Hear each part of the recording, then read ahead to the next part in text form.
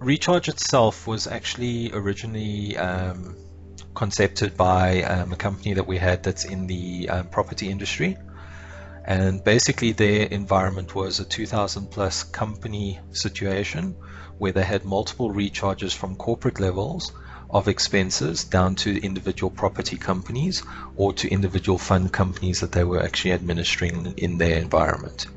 That means you could have charges like a $200 cell phone charge, and it could be recharged out to as many as 2,000 companies, which did equate down to very small amounts of money per company, but collectively over all of their charges, this was deemed to be necessary for recoupment of the expenses from the subsidiary companies or partnered companies. The actual process could have been managed manually in a standard AX perspective. There is standard Microsoft allocations or cost allocations available on the system, but those are fairly rigid from a complex or from a configuration perspective. They have the intercompany component, which Recharge has as well, but what makes them more rigid is the fact that when you recharge to a company using the standard allocation process, you would pick up a ledger account and a combination of dimensions to source the actual costs to be reallocated. Now, Recharge's biggest distinguishing factor is the fact that at runtime of capturing an expense, you can actually route the costs in a different way for the exact same ledger combination on a case-by-case situation. So a user might want to recharge their cellular bill this month to a set of companies in the Europe region, for example. And then next month they want to recharge them onto a set of companies in the Brazil region. That is all possible by simply selecting a different allocation code at the point of raising the expense in the system. Now, that gives us the flexibility that our company or our partner in New York was actually allowing for or requesting, and that gave them the flexibility of routing the expenses through to a very, very complex set of companies. Now, the other distinguishing factor is Recharge allows you to recharge from a single company or a single corporate or a single services company onto another corporate, or you could recharge directly to an end target.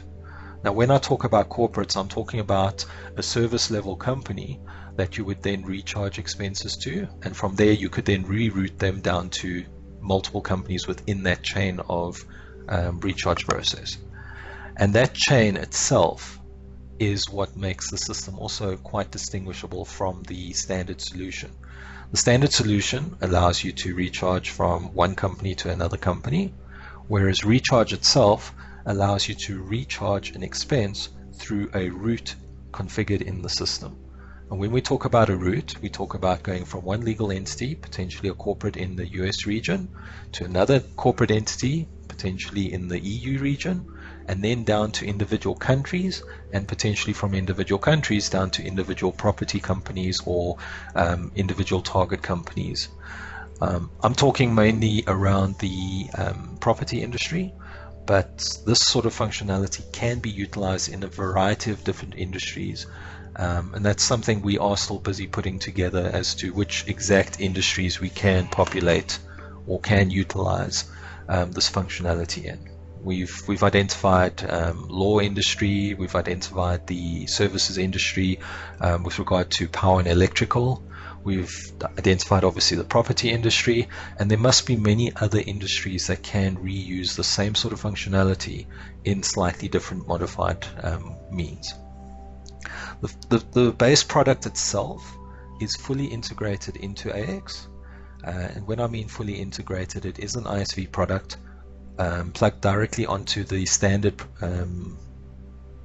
product, and you have a separate module or a separate menu item where you can do all your recharge processing from within this module. This is with regard to obviously the setup and the maintenance of recharge. There are entry points on the invoice process, in other words the invoice journal process, the general journal process, as well as the procurement process, right the way from the purchase order cycle through to the invoice cycle on the procurement process. The way the system works is you have a number of setups or a number of filters you can apply, and primarily you will see the use of the recharge profit center as well as the recharge cost center. We've branded these slightly different from the standard way we would name these, simply to distinguish differently from the way AX actually reports on them in a standard form. We also have different elements that we can add to the transactions or to the allocations that will give it a slightly unique feel, which will be the allocated entities. You could have a net cost identifier. You could have, I'm just trying to look for another one, an entity type, as well as a source. Those are all identities that will allow the system to specifically pick a combination based on those 5 characters. We then take those 5 characters, we lump the companies into recharge groups, and we apply those allocations to those recharge groups.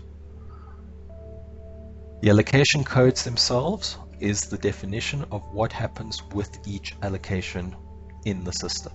Now, in our latest implementation, we took each allocation code as the actual target entity, but it's not to mean that you can't have multiple allocation codes going to the same target entities for different purposes or different filters, and you could then reuse that information for reporting purposes. So the allocation code drives exactly what happens with that target or with that allocation, and in this case, we picked up let's look at this one over here. This is company 461. We've also used the same naming convention on the allocation code. And what we're doing here, or what we're seeing here, is the actual mapping of that code. So what happens in this case? So if, for instance, the allocated entity is set to cost allocation, the source company is 003, which happens to be the one that I'm currently logged into. What is the receiving company? I think I actually selected the wrong record here. Yes, there we go. So in this case, we've got different sources, which would be potentially different regions in the world. And what will happen with that allocation code if it was sourced from that region for a particular allocated entity from a particular source company, and which target company would it end up in? In this case, there is no settings on the allocated entity or source company, which simply tells us that anything from any company to this allocation code will end up in the 461 company. And on this third line here, if it came from the US source, it would actually go down to the project within that company, which is a feature that we've added recently, where you can actually target or allocate down to the project within a legal entity. Previous functionality, you had the ability to recharge to a company within that legal entity, which means this was a third-party bill if this one was populated. For instance, if you're recharging to a customer outside of your organization or to an entity outside of your organization, you would use the customer account settings here. What we've also got is a means to group the allocations. And when you group the allocations, this is where the power starts kicking in. Because now, for instance, in a headcount scenario, of the 4 companies that are configured in this environment, we now have a 40, 20, 20, 20% split between these companies. So if I apply this headcount allocation group to a transaction, the system will split the cost in this related percentage to these allocation codes. And when we run the recharge process, it will then recalculate and recharge those transactions through the process. Now, the system utilizes a batch process to run the recharge proposals. Sorry, let me just skip that. I'll come back to the recharge proposals. A few of the other features that are standard in the system is the allocation restrictions. This basically tells the system which allocation groups or codes are available to which legal entities. And by setup over here, we can determine and restrict certain codes to certain legal entities.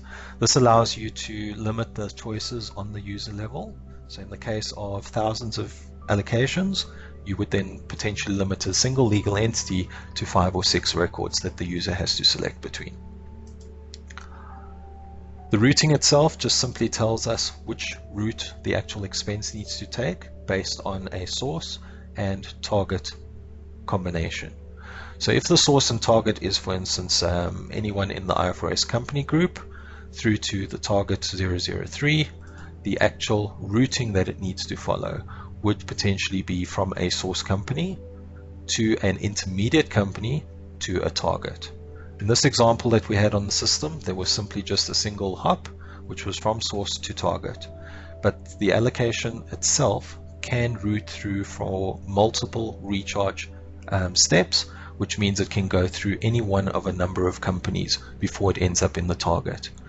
The intermediate steps simply have a revenue and a cost transaction equaling each other as the hop through companies. Now, you'll ask why that was actually relevant. And for our property industry, what they found was for tax purposes, there was a tax break if they actually charged the cost through different companies, or at least a protection from the main company down to the property company that they were recharging. We also have markup functionality, which means that your transactions can actually increase in value as they move through the route. This is beneficial where you have certain taxes applied to the transaction that are not recoverable back to the source entity, and you want to make sure that you have actually recovered your full amount. That allows you to add a markup, or alternatively allows you to make a profit on the transaction. The purpose is available in either situation. Rechargeable is just another indicator whether the transaction is rechargeable or not. And then we have a taxes matrix. The taxes matrix allows us to specify the actual tax that's applicable at each of the levels in the recharge process. You might have, for instance, a transaction moving from the US continent through to the European continent, and then within one of the companies in Europe it is then recharging onto a local company. Now, typically from US to EU, you wouldn't have any taxes applicable to that transaction, but when you move within the EU, there is a strong possibility that a tax would have to be applied to that transaction, whether it be a VAT that's applied or withholding tax, both of which are actually handled in the system. Just sorry about that.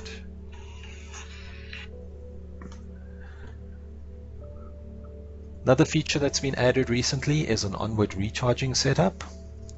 What this does is it allows you to actually add to the route a further recharge once the item has received or reached the target entity.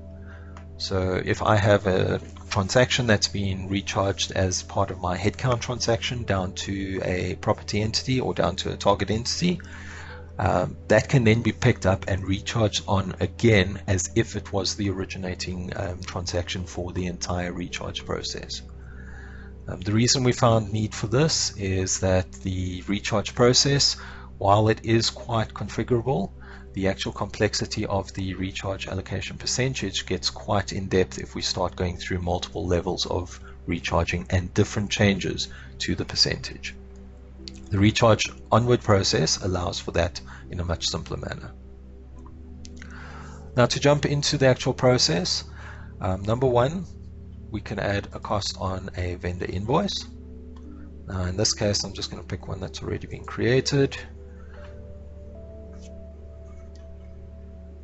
There's a transaction that's been created on this vendor invoice, and there's a charge that's been applied. And I'm just going to increase this a bit.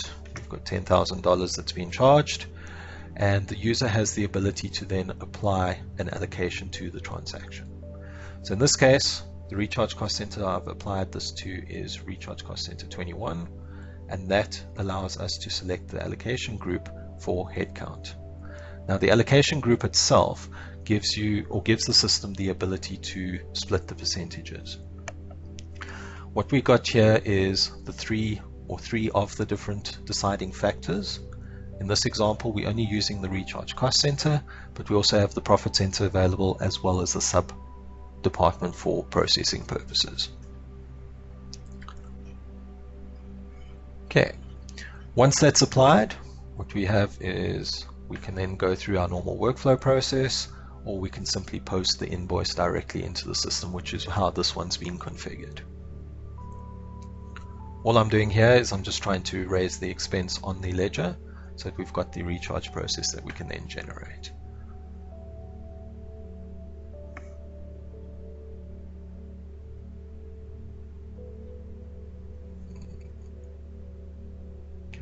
was just something I did earlier. Sorry.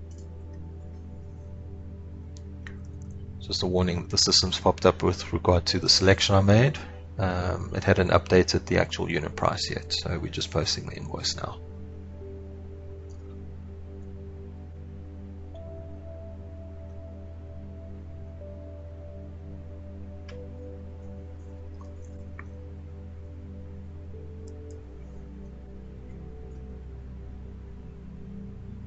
While that's posting, I've just got the general journal open this side. This process works very much the same as the vendor invoice journal. The user has the ability to add the allocation group to the transaction that they're actually raising, which will then obviously split the transaction for recharge purposes. We'll just have to be patient with this environment, unfortunately. The dev environments are a little bit low spec for demos. Justine, this is something we maybe need to look at with regard to what type of environment we need for processing. We often get clients asking, why is it so slow?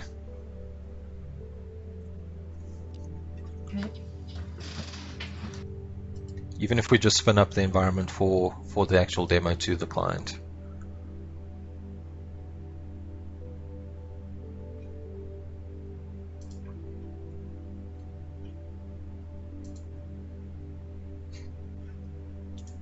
Okay.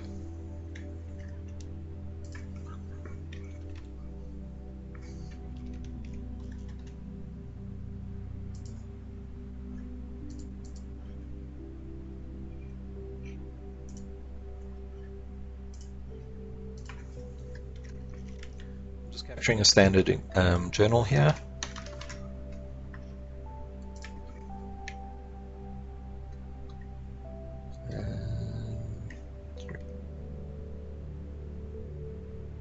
Try to remember the accounts at work. Okay, so this is what the user would be expected to capture. They'd be expected to capture the actual transaction, and then they would have the ability to either break down the transaction on the journal to the recharge level, or to, let me just save this because it hasn't updated, or they can use the auto recharge breakdown, which is something that will then apply recharges down to every individual transaction in one go. So when we do the breakdown, you'll see the system automatically breaks down the voucher. This would be in the 40-20-20-20 split that we saw earlier. Once this is in place, you can obviously post the transaction.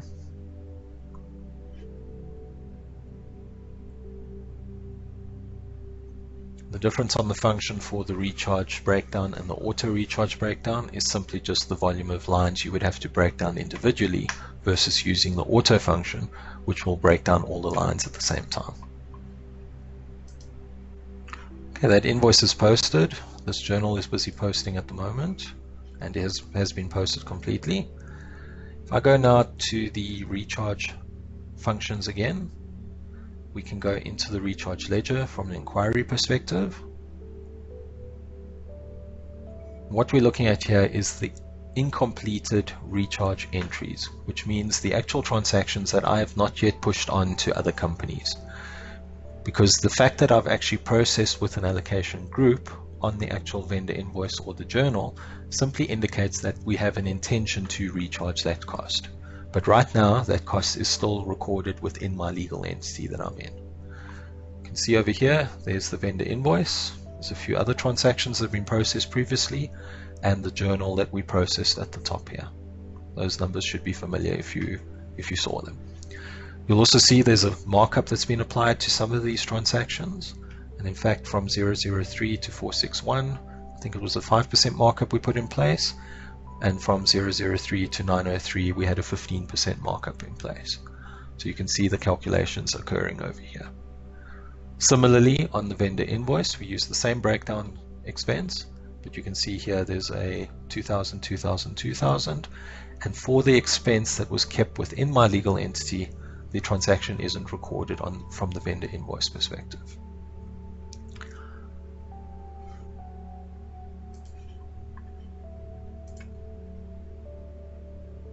Then go to our proposals. This is the actual action of recharging. This is an old one that's currently open on the system. But if I generate a new proposal, what the system does now is it looks at the recharge ledger, it determines what needs to be charged. We can then raise a proposal on the system. Now the system will then summarize the transactions for each combination of source company to target company, and it will generate a certain number of proposals that need to be posted. Now you'll see over here, it's talking about a vendor type proposal and a customer type proposal. That simply means that the recharge process is going to generate a revenue transaction in my company and a cost transaction in the target company, and a revenue in my company and a target and a cost in the target company. This is utilizing the trade agreements in place between the two legal entities. Similar to the sales order purchase order process, we generate a free text invoice and a vendor invoice journal through the recharge process. The reason we've gone away from the sales order and the purchase order process is purely from a performance perspective. If you've got a large number of allocations to process, the overhead on the system to go through sales order and purchase order processing is far higher than going directly to invoice level. Now we just select these transactions. We have the ability to run the post function in batch, the same with the recharge proposal. Those can be batch driven and run at a scheduled time on each month, picking up the transactions that are available. The intention there is that when companies get into a cyclic behavior, they will be picking up the transactions and their close procedures will be accurate, and they will be able to schedule these unattended so that they can forget about the recharge process and concentrate on other areas of their business. What the system's doing right now is it's generating the free text invoices as well as the corresponding vendor invoices that are being raised on the system.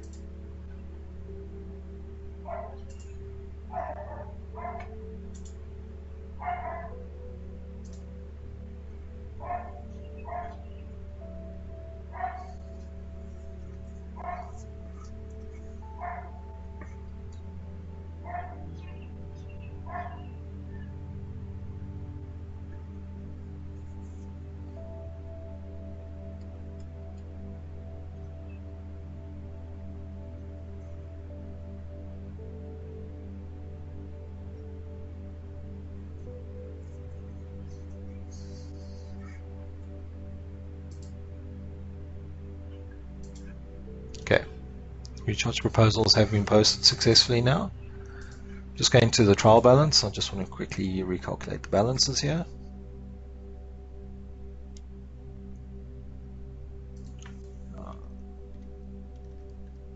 It's the expense account that I used, and if I go to all transactions on this, what we will see is the original expenses being posted into this account. So if we look over here, we had a use this filter.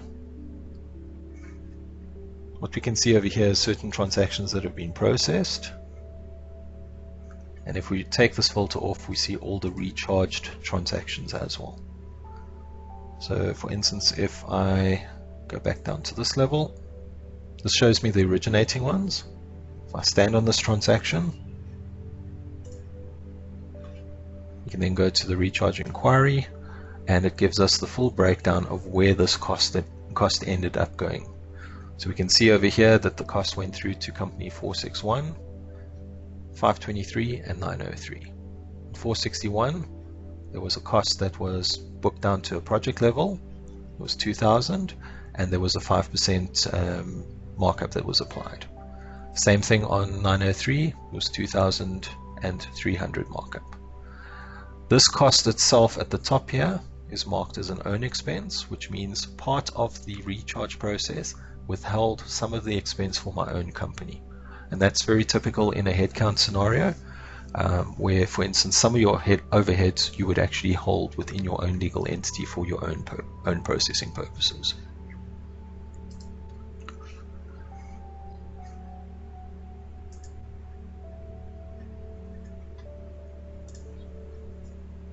We have a couple of audit reports that we've built for the process. This was simply to help customers identify that they have fully recharged a set of transactions. Let me just open up the other report. I think there was another one here. And the corporate recharge detail report. So these two reports, once they load up, are actually intended for analytical purposes, number one, and the summary report for traceability purposes. The summary report is going through some level of adjustment.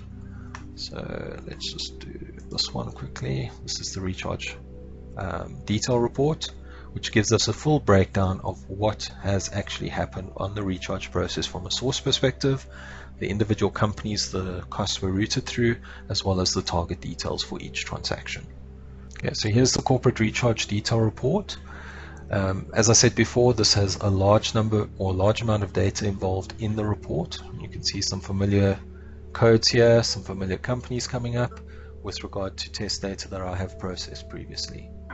Same on the recharge summary report, but at a much simpler level. The intention here, and it's not quite at the point where we can easily demo this because we do have some dirty data in the system still, but we do have the ability to break down the cost from expenses originating in this company to recharges outwards, recharges coming back into the company, as well as what has been retained within the company itself.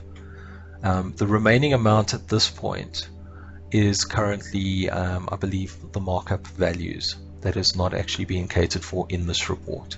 It's another change that's currently in progress with the developers. The ultimate here is that the report will detail out all the expenses and we have zero differences coming up on the report.